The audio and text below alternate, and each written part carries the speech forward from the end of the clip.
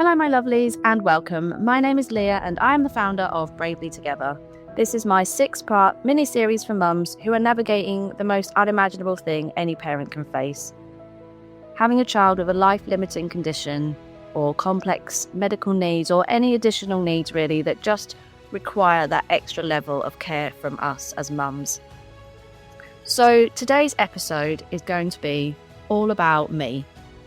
And what I mean by that is I'm going to be talking about how this journey has really taught me to think about myself and what I need, and putting myself first without feeling that guilt and without feeling like I'm being selfish. So I've always probably been a bit of a people pleaser. Even if I think back to my younger days before children, I was always somebody who would be pretty laid back. I'd go with the flow. I wasn't fussed. If my friends wanted to go and eat at this restaurant, that was fine by me. I'd go and eat at that restaurant. I wasn't going to kick up a fuss and say, no, I want to go somewhere else. I'm quite happy to keep the peace. I didn't really have falling out with friends. I was very often the person that people would come and speak to if they had problems of their own, or they were having difficulties with maybe somebody else in the workplace. And it's quite funny, really, because then the other person would then come and speak to me. So I'd get both sides of the story. But people always knew they could trust that I would never repeat anything that was said. Everything that was said to me was in confidence.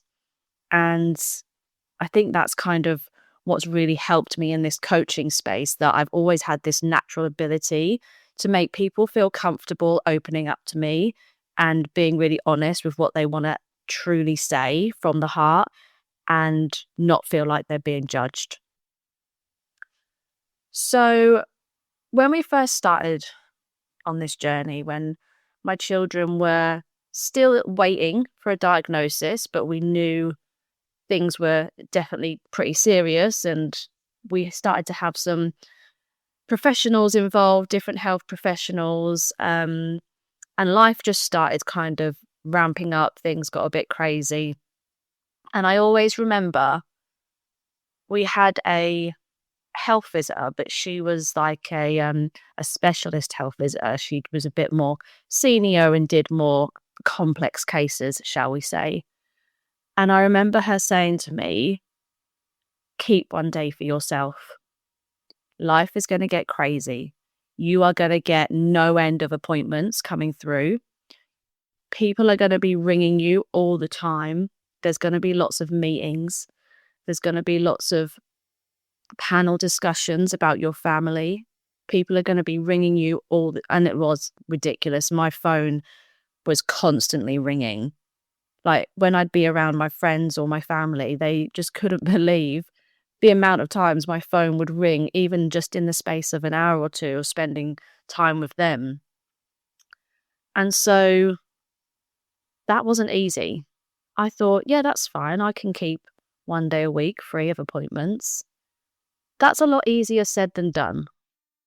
As I'm sure you're aware, appointments just come flying through the door or pinging on your phone these days.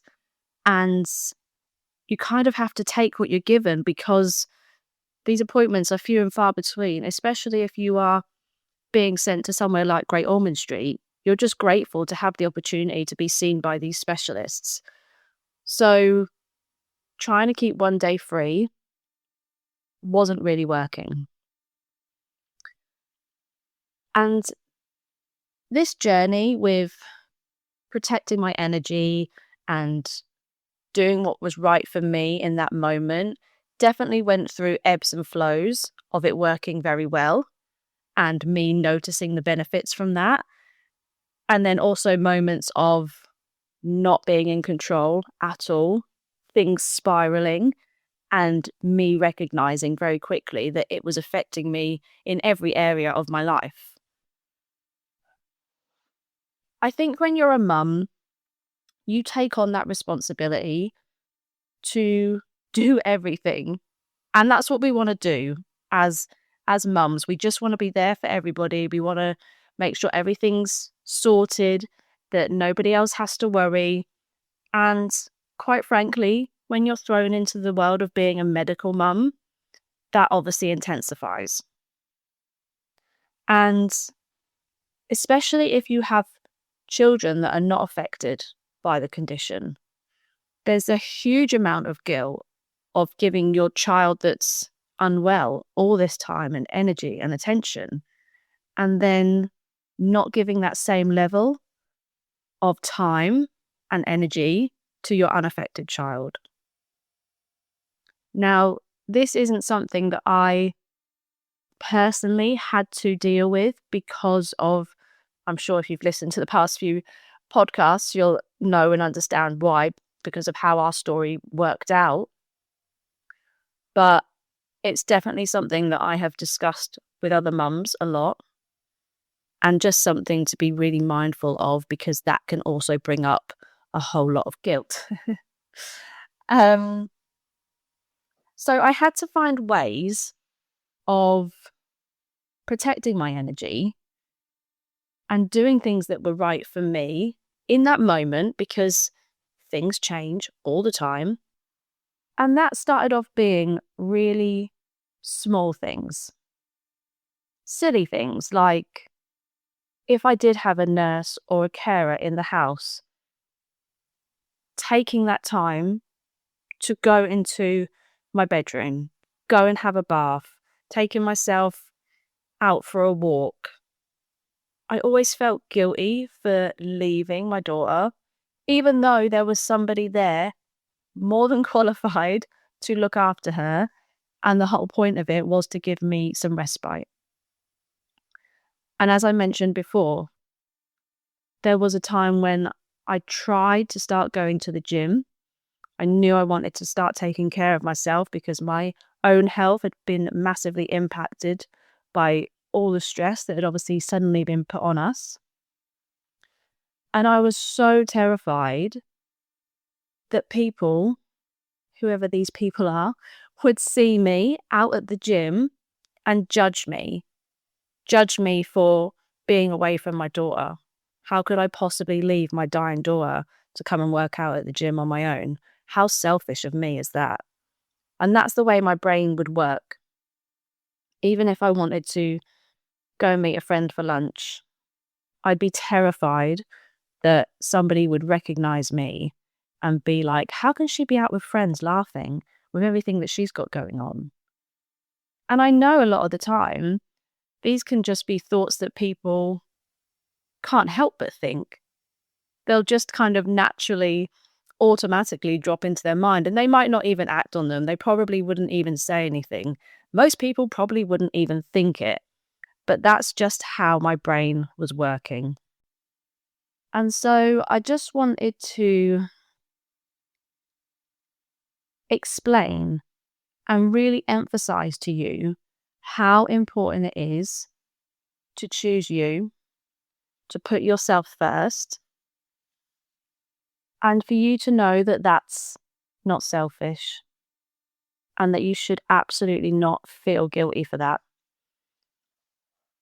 I saw a really great video the other day, and it was a psychologist explaining how as mums, we need to learn how to pour from our cup in equal measures. Now, what I mean by that is, imagine you have a cup that represents you and it's full. I mean, I don't know about you, but I'm not sure my cup is ever completely full. But let's just say, for this circumstance, your cup is full. And then you have 4 empty cups in front of you. One represents your relationships. One represents your health. One represents your work. And one represents your child or your children. Now, you've only got that one full cup. You can't pour everything into just one of those other cups. It needs to be spread out evenly or in a way that suits you best. And also, remembering to leave yourself something in your cup. Hello, my lovelies. I just want to take a moment to say, if you're listening and this is resonating and you feel like this is a space that you need to be a part of, then please know that you don't have to do this alone. That's why I created Bravely Together, a private space just for us medical mums, a place where you can feel held, heard, and honestly just human. No judgment, no pressure, just gentle tools, lived experience, and real support from someone who gets it. Because I've lived it too. If you feel like you're carrying everything and don't know where to put it down, this is your place. Come and join us at bravelytogether.co.uk or just click the link in the show notes. I would love to welcome you in. All right, let's get back to the episode. Now, when you see this, it's a really great representation of you truly understanding that you can't give everybody your full cup. It's just not possible. And there's no shame in that. As mums, we do a really bloody good job of keeping everything together, holding everything together, knowing when the kids need to take certain things into school, knowing when the doctor's appointments are coming up, knowing when we need to ring and change an appointment. We're really good at that. But we're not superwomen, and we can't do it all with a full cup. Another huge key lesson that I learned, and that I always teach to everybody that comes into the space and works with me, is boundaries. So many of us just have no boundaries in place, and it just leaks our energy all the time. And so I very quickly learned that having boundaries in place was something that was essential, really, to my well-being. And it was difficult at first. I would definitely suggest that you maybe start off small, but it would be things like certain people, being around certain people, friends, would drain my energy. Whereas other friends and other people would fill my cup back up.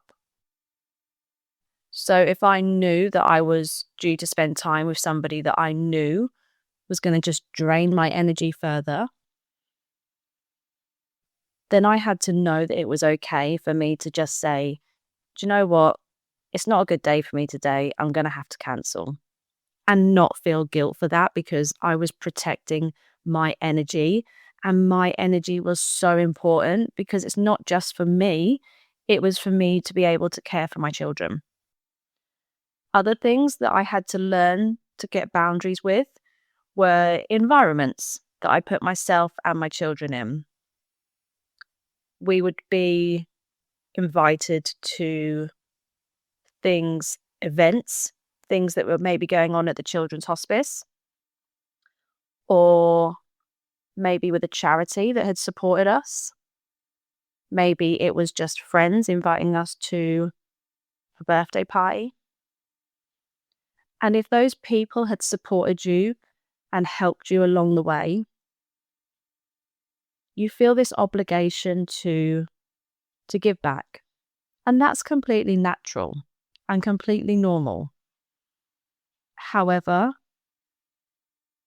we are living in exceptional circumstances when we have a child that is so unwell and is life limited. And if you feel like you should go somewhere or you should be doing something, that's normally a really great red flag with the fact that you shouldn't do it. If you feel an obligation to do something and it's not sitting right with you, then don't do it. Just don't do it. I give you my permission. Just don't do it. And the weight you will feel lift from your shoulders when you make a decision, not only because you don't now have to do that thing you didn't want to do, but you'll feel empowered by making that decision, by using your voice and owning your life and what you want to do with your life. Now, I know that can sound quite dramatic in terms of whether or not you go along to a birthday party, but it's when we start making them small changes and start using our voice in those small scenarios that we're able to use them in a bigger sense.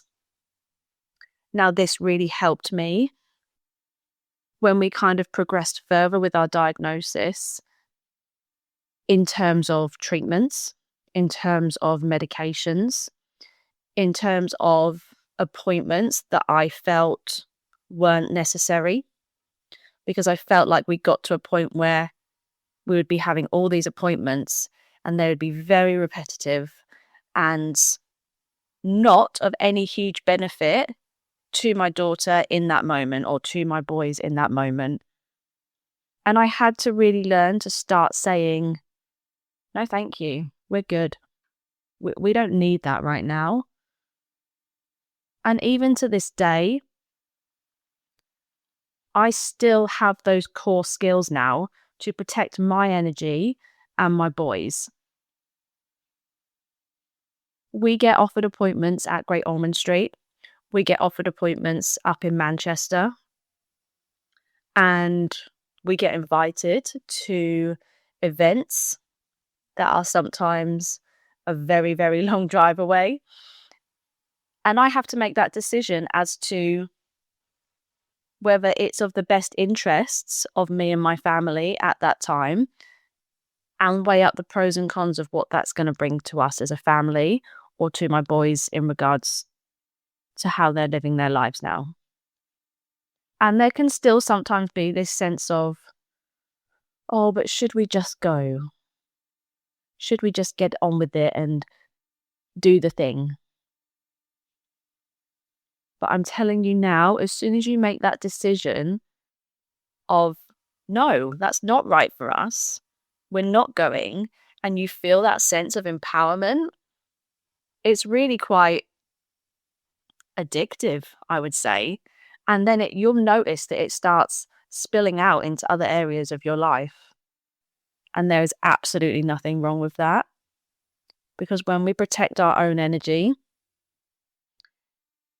it really, really ripples out into, as I just said, all different aspects of your life. And you will really start to notice that as time goes on. So maybe just have a think about what fills your cup up. Maybe make a list. It can be big things or small things. Maybe you could book yourself a massage, something extravagant like a full body massage. Or maybe you could just have 20 minutes having a cup of tea in peace and not being disturbed. Maybe even reading a book. What I really, really want you to start doing is being conscious of where you are leaking your energy. Now, I know a big one for me, and I'm calling you out, is probably a big one for you because we're all guilty for doing this, is thinking, I'm just going to sit down and scroll on my phone. I've had a day.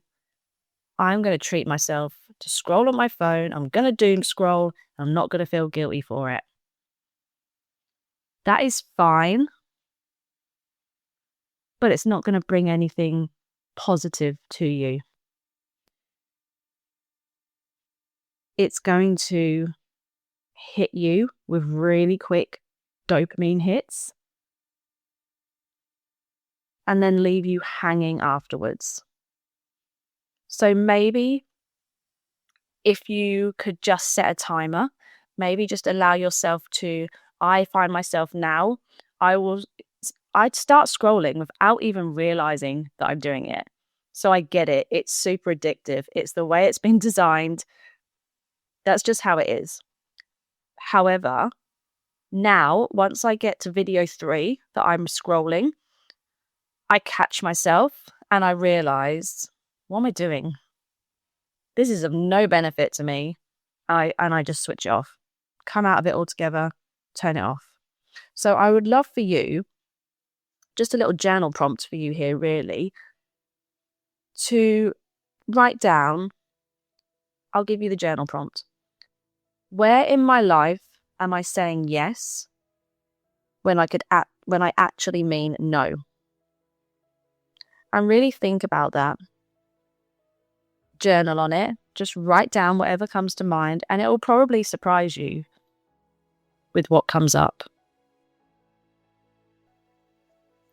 So I'm going to wrap it up here. And I just want you to remember this. Choosing yourself is not selfish. Boundaries are a brave act of love for you and for your child. So if anything I've talked about today resonates with you, then please send me a message. Maybe you felt that way. Maybe you haven't. Maybe you have your own insights to share. I would love to hear them. You can now leave me a voice note using SpeakPipe. And I'd love to hear your feedback and any questions you have about what I've discussed today.